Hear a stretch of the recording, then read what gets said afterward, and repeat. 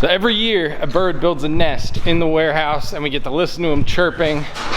This year the fledglings didn't get out of the warehouse, or at least one of them didn't. We finally caught him. He's been making noise all day.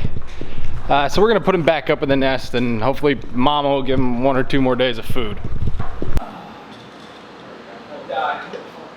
You don't got something for eat? That's what Mama's for. Up here at the top of the warehouse, put him back in. Maybe he'll stay. No, damn it. I know, I don't like me either. You idiot. All right, well, we tried. But the little moron wouldn't stay in the nest, so I guess he is ready to fledge. Where'd he go?